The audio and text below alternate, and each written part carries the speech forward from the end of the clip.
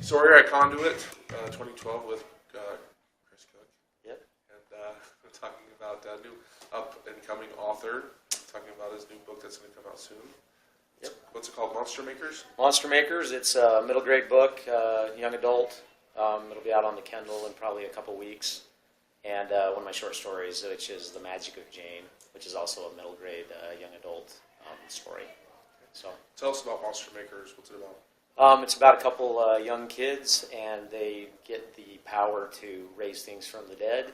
And being kids, they use whatever they can get, and a lot of funny little zombie animals. And they use that power to fight the real bad monsters that are trying to take over their neighborhood. So they actually are good guys. They're good guys using zombie power to fight bad monsters. So, Okay. yes, a lot of fun stuff. A lot of it's tongue in cheek, but it's things that kids enjoy. But I've had a lot of adults read it, and they like it also. It's a middle grade book, but I'm actually pushing it as a young adult because it's scary. There's some scary parts and some things that maybe not for little kids. But I've had a lot of kids read it, and kids really respond to it well. But a lot of adults like it also. So mid-grade is in the age of the reader, not mediocre, right? Yeah, well, that gets confusing because middle grade is usually readers from 9 to 12 or 13. But a lot of that's based on the age of the characters in the book, not the material. So Harry Potter actually started out as a middle grade book, but as it got more serious and as Harry Potter got older, it actually became a young adult series. We'll say that Harry Potter in the library is in the juvenile section. Yeah. Still, even like book 7. Yeah, and then if you look at the last of the series, they're now marketed as young adult. It actually says young adult on the book where it originally said middle grade. Wow. So that was actually really clever of her because she not only aged her characters, and I don't know if she thought of this consciously at the time, but she was actually then aging the age of her readers along with the age of the characters. So the fans could stay with it. Clear until they're into young adulthood and even adulthood. So that's it's a really smart way of doing things. No, I haven't got any grand schemes necessarily to that level with this. I've written half of the second part of this book, and it's getting a little more serious. But it'll probably be 3 books. Not 9 or 10 or whatever. So now, Chris, I've known you for quite a while, and I've read a lot of your other stuff that you've started. Yeah. Do you have anything else that you're still working on? I remember you did a military war sci-fi thing and some other stuff. Well, this whenever anybody we talk about this sort of stuff, that Brandon Sanderson, we've all known him for a long time. He's one of pretty famous Utah author. Brandon, and if I get the story a little bit wrong, you Brandon fans will correct me, but I think Brandon wrote 13 novels before he sold one, and then I think he sold number 6 or 7. He actually was pushing number 13 at one of the World Cons, and one of the agents that he was talking to didn't like that. He said, "What else do you have?" So Brandon kind of off the top of his head said, "Well, okay, this, and mentioned whatever number 6 or 7 book was that he wrote, and then that's what the editor agent was interested in. That's what he sent in. So I'm kind of in a similar situation. I've written 8 novels and never sold any of them. I've actually finished another novel since I wrote Monster Makers that I really like, and I'm sending around right now. But this is the 6th one. And we were just in a panel here, just watching a panel here just a minute ago. And they always say that authors, most of them, you have to write 1 million words before you're to the level of professionalship that you usually sell something. And I think I'm about 1,200,000 right now. So. You'll be ready to go then. Huh? Yeah, so Monster Makers, I think is something that a lot of people would be interested in.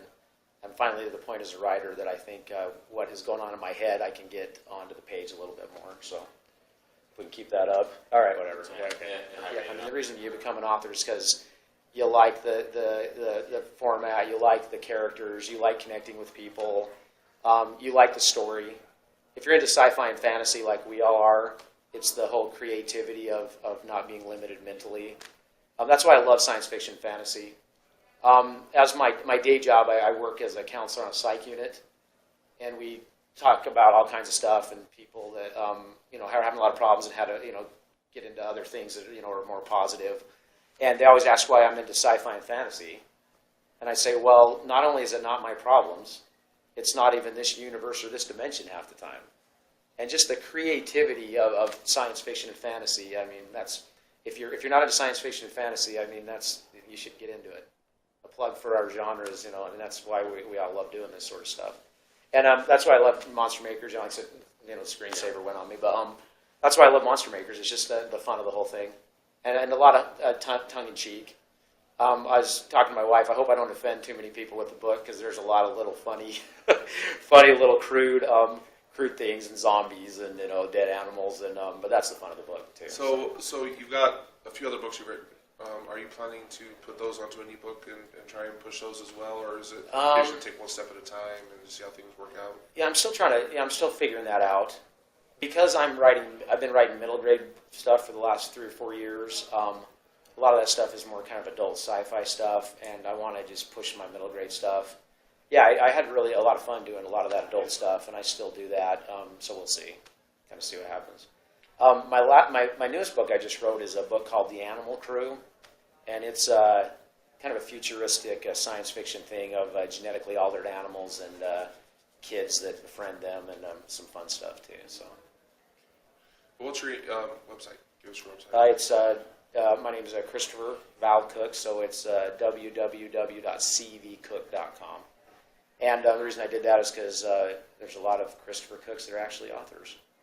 My people are a writing kind, so yeah, we're a writing people, less cooks. So yeah, if you type in Christopher Cook in Google, you'll get a lot of people that aren't me. So it's cvcook.com. So okay. Well, thank you. Yeah, Wish you luck. Thanks for giving me the chance to do this, guys. Okay, thanks. Tell us a little about your adventure in taking your book to Amazon and having it published as an ebook and being distributed that way. Tell us like how route you've taken. Okay, now I think a lot of people are going to be interested in this. I'm pretty tech savvy on stuff, but for some reason I end up being behind the curve in spite of that. I like to look at the big picture and everything, and then by the time I figure all that out, everybody's like 3 generations ahead of everything, you know. But everything's going to ebook. I really think it is. I mean, you're never going to get rid of traditional publishing. There's always the people. We were just talking about this before we started the interview about people like the feel of a traditional book, and that's me too. You know, that's always my frame of thinking. But I think most people that say that haven't bought a Kindle or a Nook yet. Because once you get a Kindle or a Nook, just the whole convenience of it and being able to put hundreds of books on there and all the books that are available for a decent, cheap price, I think that's really where it's going. Last year, give or take 1 million, I can't remember the figures exactly, but Amazon sold 12 or 13 million Kindles last year. They sold more books as ebooks than they did paperbacks last year. And this year they're supposed to sell about 25 million Kindles. And Amazon, you know, it's an app. So you can buy a Kindle and then it'll download your Kindle, but they download you can download the app. They have the app to download. Yeah. And so they have an app for iPhone, they have an app for Android, they have an app for, I think Android is what they're actually still working on an Android app. But they have apps for, you know, your regular PC. And so by this time next year, more than 1/3 of everybody in the United States will be able to buy electronic books off of Amazon. And Barnes & Noble is rushing to catch up. Kind of was behind the curve, but then Microsoft just kicked in $300 million to Barnes & Noble just within the last 3 weeks. So that's going to stabilize them. So you basically got those 2 main formats, and everything's going to that. No, this may be more information than we need in this interview, but I think this is interesting, so let me say this. Let me give you the percentages, okay, as a rough percentage here. Traditionally, with traditional publishing, authors get about 15%. And there's going to be some variations on depending on whether it's a paperback or hardback or whether the book's in discount or not. But you get about 15%. But then all the big 6 publishers, they only take people that have an agent. So then you have to pay your agent 15% out of your 15%. So it ends up being about 12.7% on regular tangible books. Okay, on ebooks, it's about most of the big 6 publishers. It's in the 16-17% range, minus your agent again, so you get about 14.7. Now the price structure on Amazon is if you sell anything for $2.99 or $2.99 or above, you get 70%. And if you sell at $2.99 or below $2.99, so $2.98 or below, you get 35%, which is still more than double. So the advantage traditionally of having a big six publisher is the amount of distribution and them pushing you and marketing you. But as more and more people are going to ebooks, that's becoming less and less of an advantage because they're not even having the resources to push people other than people that have already been big names anyway. Right. So yeah, I think everything's going to ebook. In fact, a lot of big agents are looking how to help in other services. So help with editing and help with book covers and some things where they can help the ebook author. So yeah, big transition right now.